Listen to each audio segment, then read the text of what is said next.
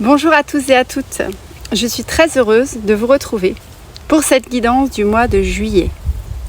Comme chaque mois, je commence toujours par me relier à l'énergie du mois qui vient, sans regarder d'abord dans toutes les directions comme j'aime le faire, et ensuite je regarde la numérologie, l'astrologie, le design humain. Et quand je laisse simplement venir les images, eh bien, ce mois-ci, il s'est passé quelque chose d'un peu différent. J'ai pas reçu une succession de symboles ou de mots, comme ça a été le cas dans les mois précédents. J'ai vraiment reçu une histoire complète, comme si j'étais en train de regarder un film. Alors je vous invite simplement à vous installer confortablement, à respirer pour revenir ici et maintenant, et à vous laisser porter.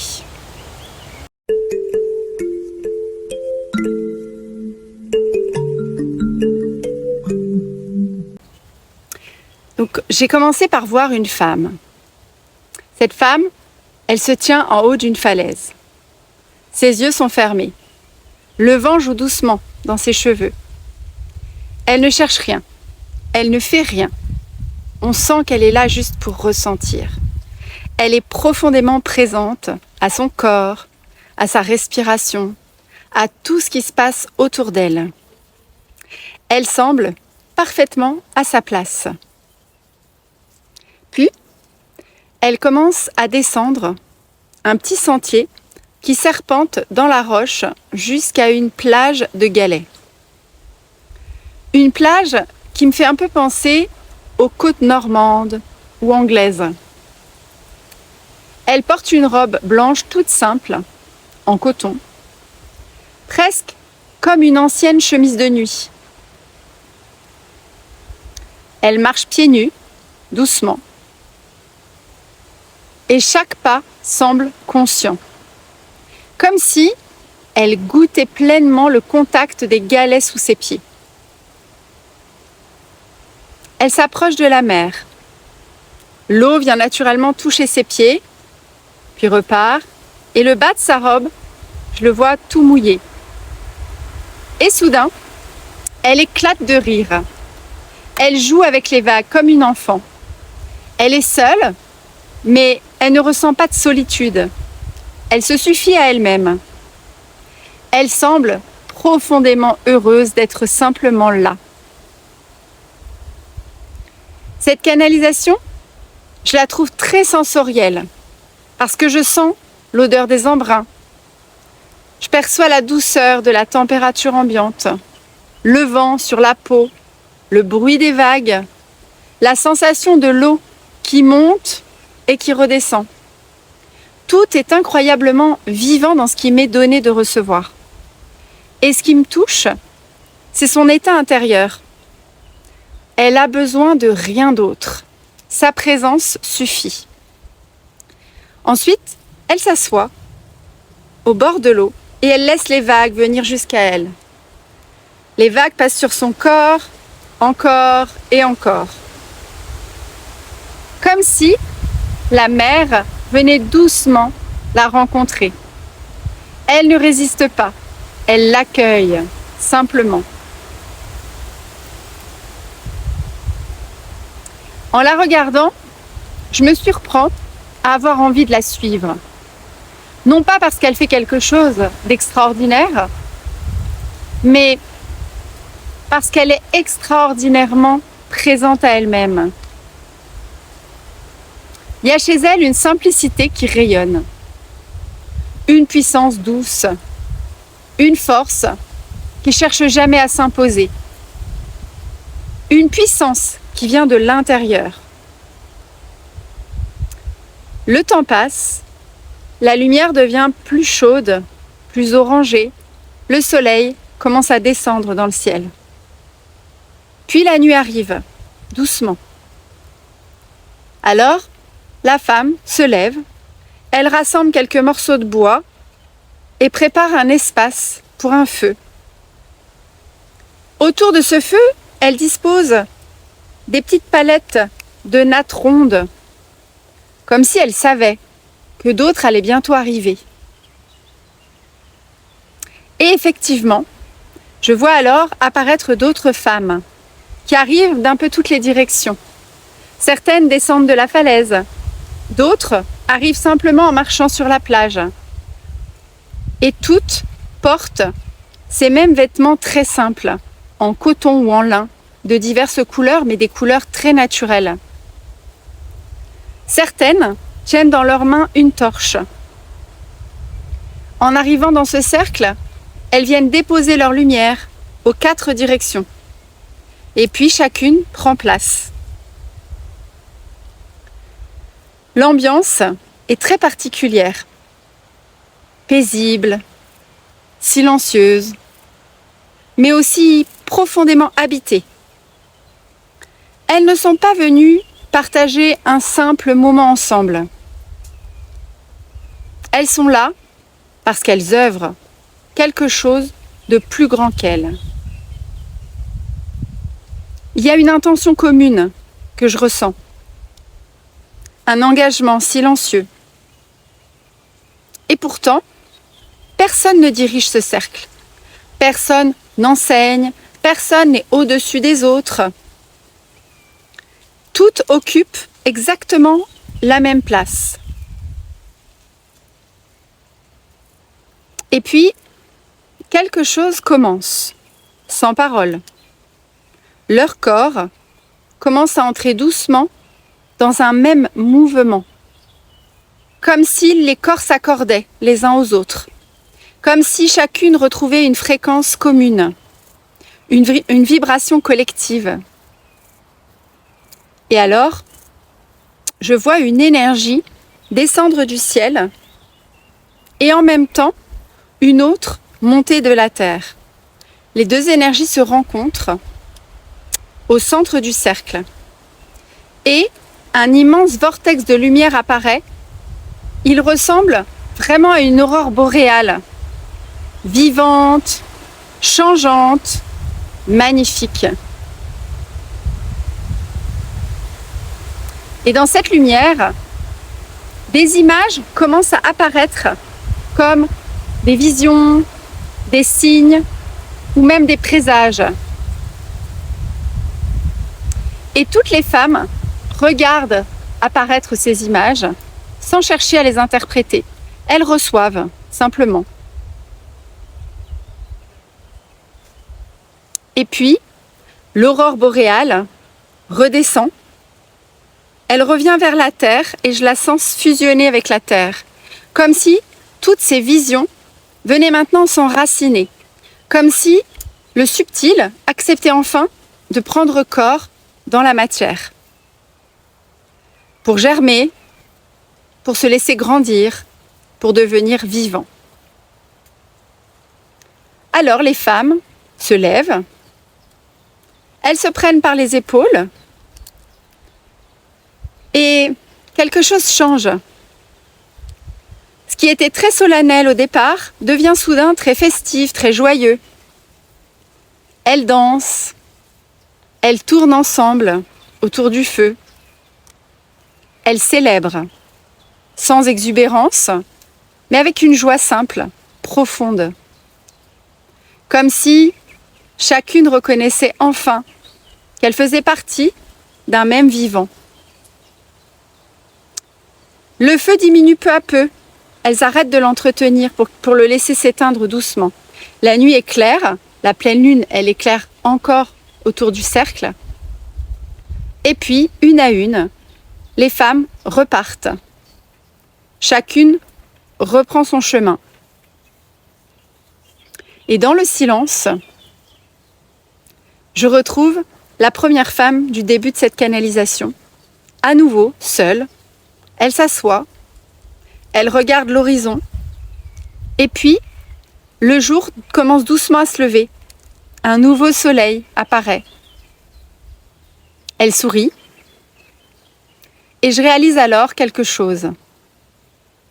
Elle est exactement dans le même état intérieur qu'au tout début de cette canalisation. Paisible, présente, confiante.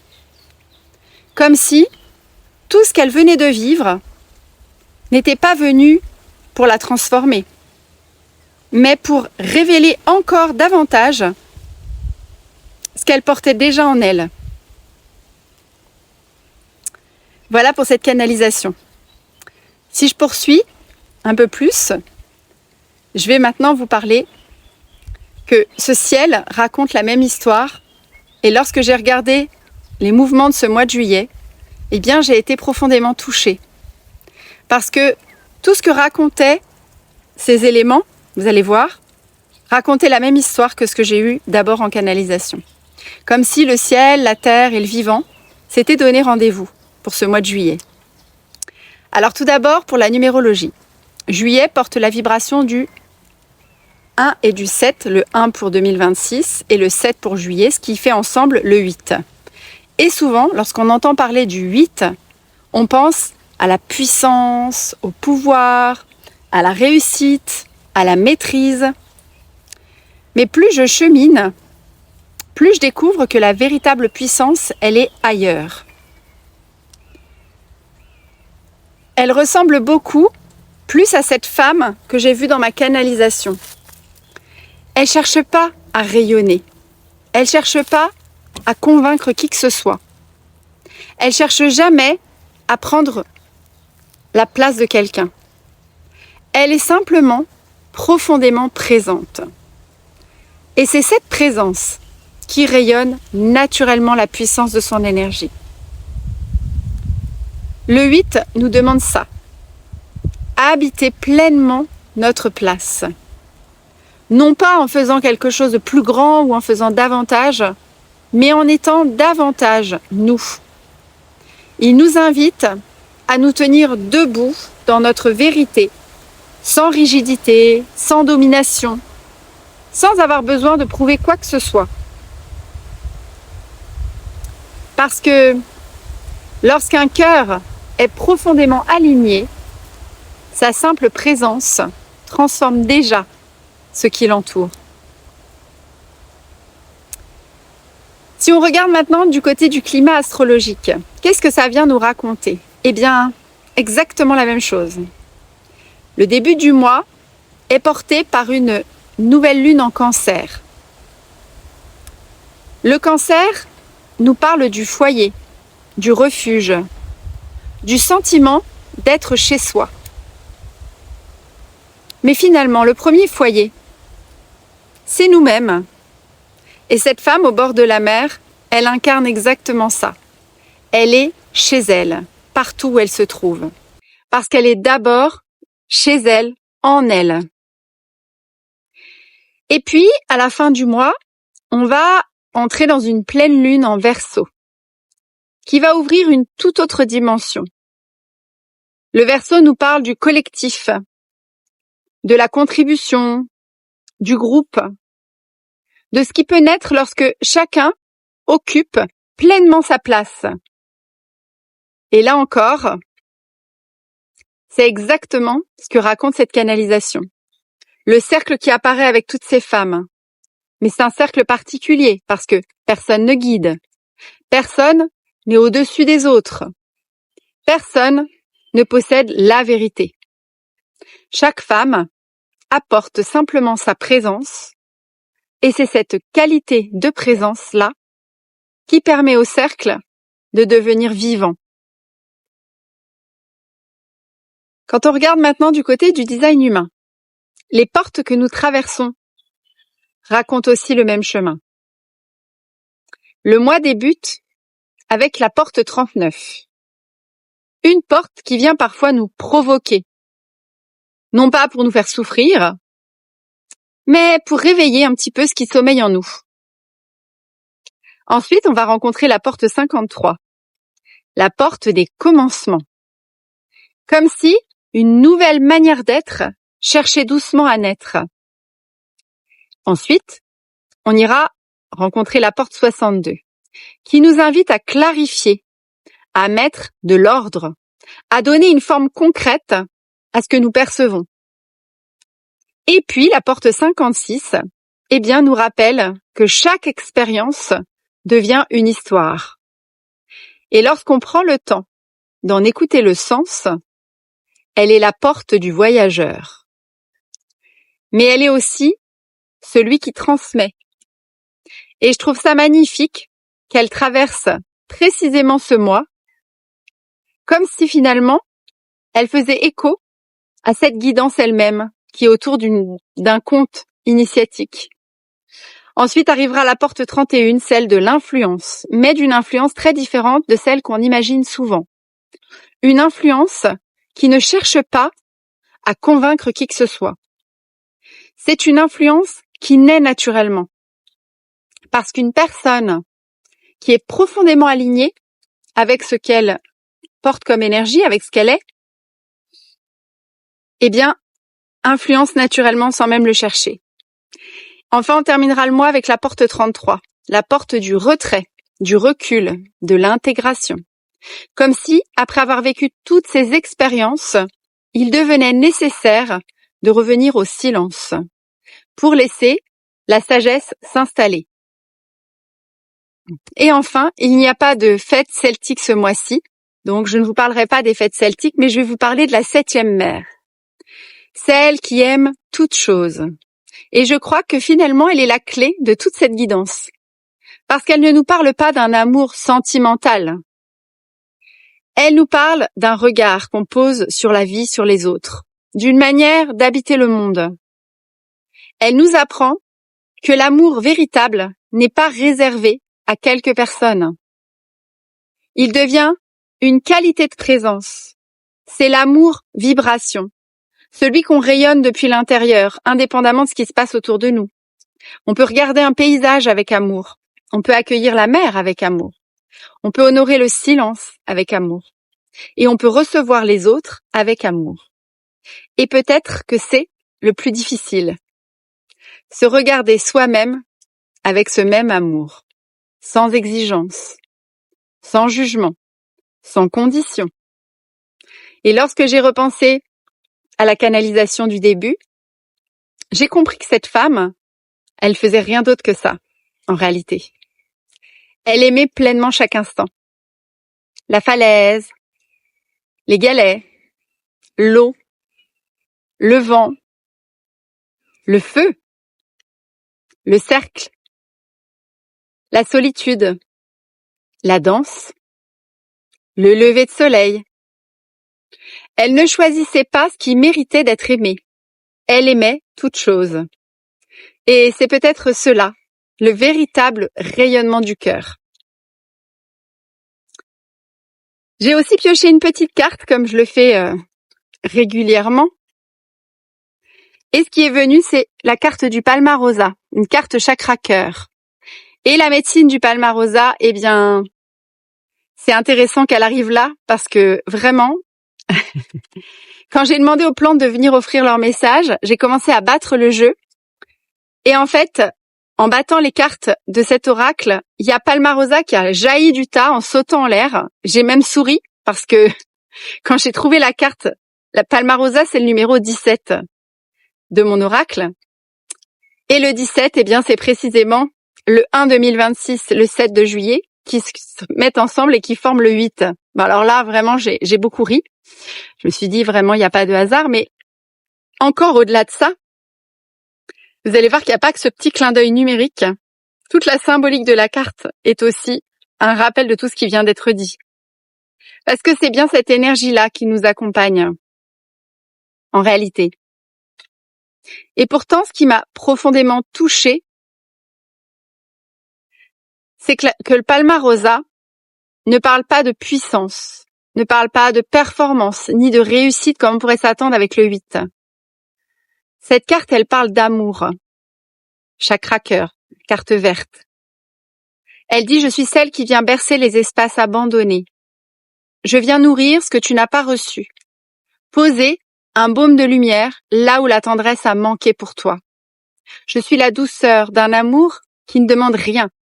L'étreinte silencieuse de la mère spirituelle. » Et puis, elle poursuit en disant « Je t'aide à devenir cette présence pour toi-même, aimante, indulgente, constante. » Et je crois que c'est là toute la clé de ce mois-ci. Le véritable rayonnement du cœur, il consiste pas à donner davantage. Il commence lorsque nous devenons une bonne mère pour nous-mêmes. cet espace de douceur, cette présence stable, cette tendresse que nous cherchons parfois beaucoup à l'extérieur de nous. Et le Palmarosa est une huile du chakra du cœur, comme un écho magnifique. Elle vient rencontrer la 7e mère, celle qui aime toutes choses. Comme si toutes les deux, elles nous soufflaient finalement le même enseignement. Le cœur n'est pas un lieu de sacrifice. Le cœur est un lieu de présence. Un lieu où l'amour commence par habiter notre propre être avant de rayonner naturellement vers le monde. Voilà, je m'émerveille toute seule. Lorsque je repense à cette femme du début de la canalisation, je comprends complètement qu'elle ne rayonnait pas parce qu'elle faisait quelque chose d'extraordinaire. Elle rayonnait parce qu'elle était profondément présente à elle-même. Parce qu'elle avait fait de son propre cœur un refuge. Et c'est seulement depuis cet espace qu'elle a pu rejoindre les autres, créer, célébrer, et ensuite repartir, toujours aussi libre qu'en arrivant, toujours aussi paisible. Alors si je devais résumer l'énergie de ce mois de juillet en une seule phrase, ce serait peut-être celle-ci. Le véritable rayonnement ne cherche pas à être vu. Il naît naturellement d'un cœur qui s'est enfin choisi. Je vous souhaite de tout cœur un mois de juillet qui sera rempli de cette présence douce, de cette confiance tranquille et de ce rayonnement qui n'a rien à prouver parce qu'il émane simplement de ce que vous êtes. Avec la joie du cœur à honorer chaque reflet, et je vous dis au mois prochain pour la prochaine guidance.